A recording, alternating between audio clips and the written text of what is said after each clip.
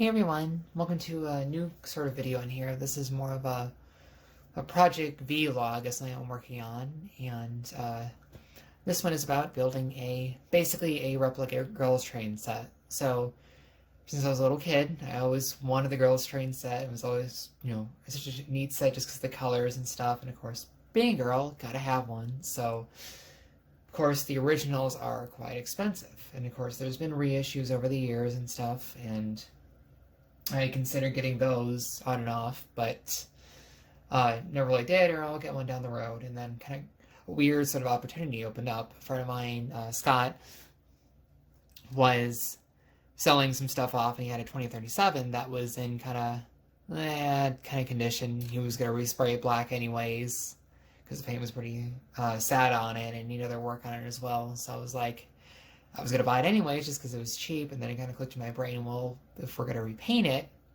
the 2037 is the right inch for the girls train set, let's make a girls train set. So that's what I decided I was going to do with it. So he had it media blasted and then primed it.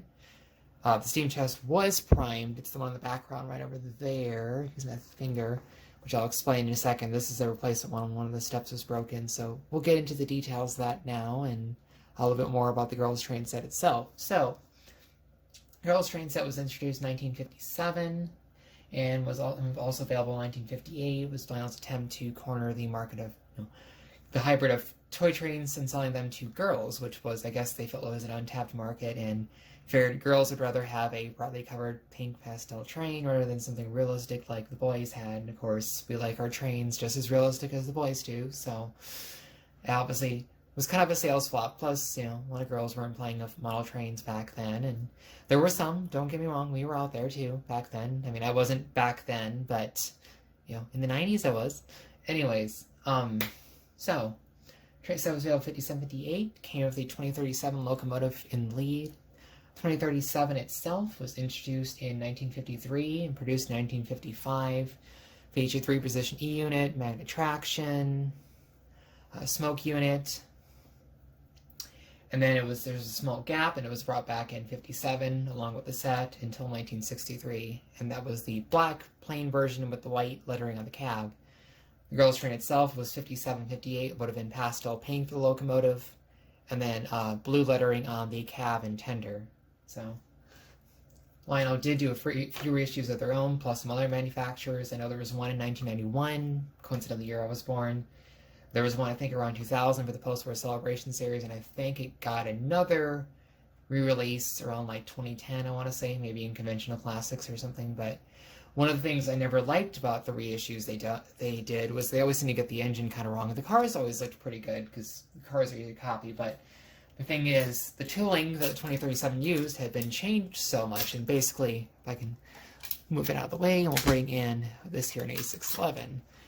Basically, been changed into this. By this time, it had the Walschaerts valve gear actually added back on, because this tooling started as the 224E during the pre-war era, but there have been so many changes, so the valve gears removed, changed, which is different how the 2037 has it. Back during that era, it had the simplified valve gear. The marker lights removed. They moved them onto the smoke box front rather than being kind of the bug eye ones off to the side here. And there was other, that was pretty much the two big changes in the locomotive itself, was appearance-wise, which does make it look different if you really want to be nitpicky like I am.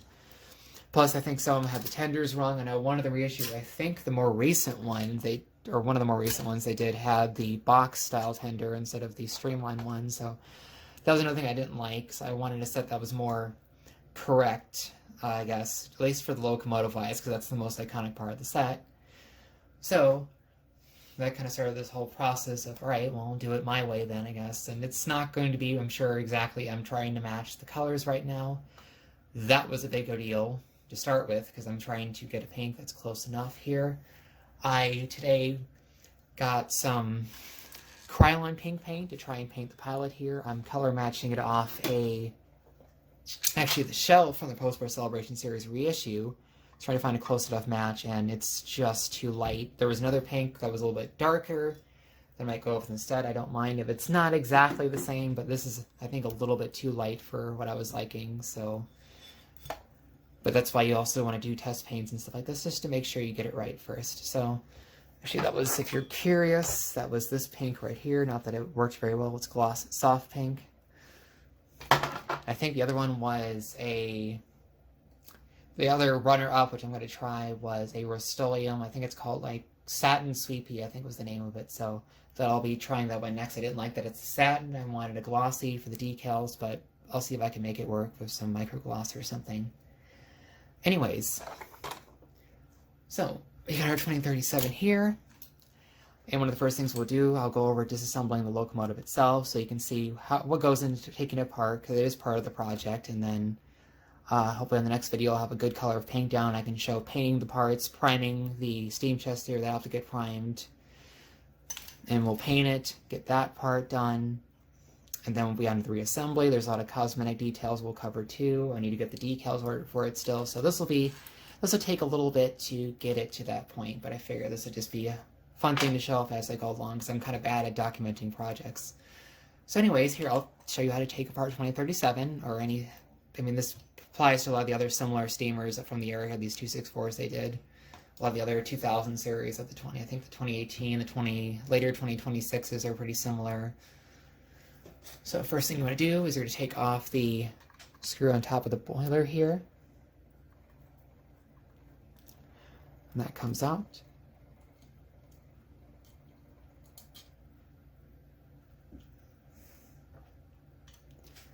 And then the only other thing holding the mechanism itself on is actually two parts. There's a pin that runs through here. Normally it's keyed and pressed in. I've already loosened this up, so you would slide that out. You would tap it out from this end, and it kind of slides like that to kind of hold through a bracket on the rear of the mechanism.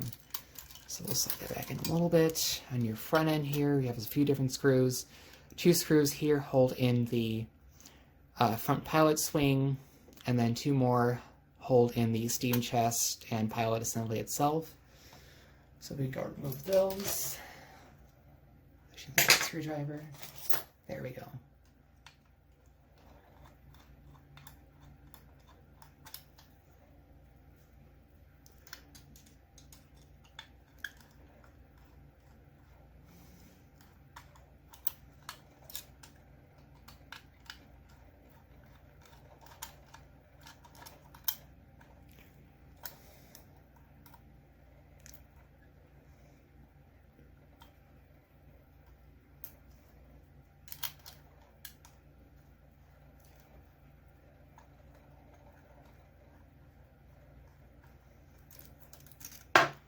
So we'll take, this is your also your headlight assembly here with the wire, so that's been loosened up. We'll take those screws away. Store all these in a cup. And then let's get the steam chest assembly off. There's your steam chest assembly. The two longer screws on a side. And then the last two screws you're going to want are the brackets here for your crossheads. And those are just two more flathead screws here.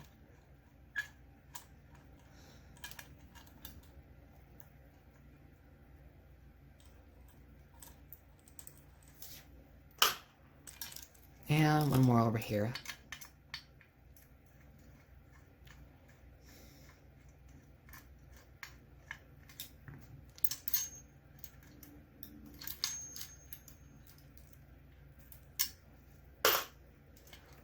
So with that, your entire mechanism, let's get this pin moved there, comes right out. Make sure you clear the tender drawbar connection. There you have it. There's your 2037's mechanism, your front pilot assembly. This is your little diaphragm for your smoke unit. The main shell itself, you can see where the pin goes through that hole there. You'll want to remove other appliances too, like the bell here. You can just tap that out. And that'll pop right out. There you have it. Your blank shell is ready for painting. Everything else is off, and that's what we'll be doing with next.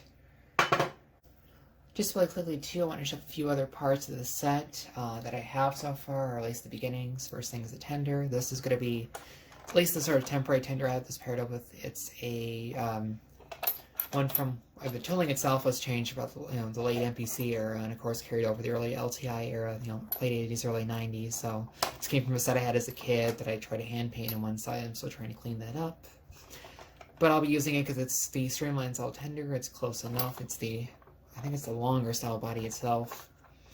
I'd like to get a proper post-war shell, or at least the same tooling, because it's supposed to have the coal bunker on top instead, and of course the correct trucks. So I'd like to do that eventually, but I figure I had this on hand and it was easy enough just to something to fill in for now until I could find a decent tender that's not good enough to keep as is, and okay enough to repaint. You don't feel bad doing it. I generally don't like repainting stuff that isn't really needing it. I do like restoring stuff, like the engine was going to get repainted anyways and some stuff, but I digress. Anyways, so for now that will be the tender we'll be using until I find a better solution. I've also got the boxcars, the 64 style boxcars.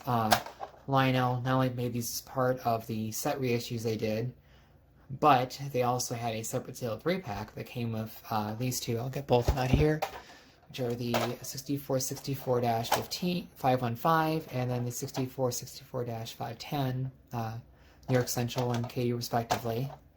3-pack they did, I think sometime in the 90s, would come with these two, and then I want to say the M and St. L red boxcar as well on the pack.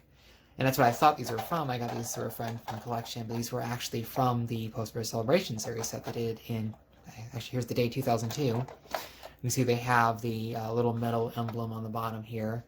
So the set was broken up, and I guess I was supposed to actually get the caboose too. We never ended up finding that, so I only got the boxcars. So somewhere out there, there's the rest of this the rest of the 2002 set, minus these two cars. But anyways, it's a start. So these are nice. These have the die-cast sprung trucks on them, which are different from what they originally had, but they're nice trucks. The cars look nice, and it's definitely nice to have a good head start. For the rest of the cars, I thought about painting them first and getting decals and stuff, but Lionel did a expansion set, or I guess kind of a 3-car pack, is that what I want to call it. It was model number 6-27792, and it basically featured the same cars to complete the set, but in different colors. It was part of their archive series. So it came with a yellow gondola. The original Ghost Train set had a pink gondola. It was I think it's about the same color as this in the pastel archive set. There's one of the big 4-bay hoppers. The original set had kind of a lavender color, Lehigh Valley one. This has one in NW, and it's kind of more of a mint sort of green.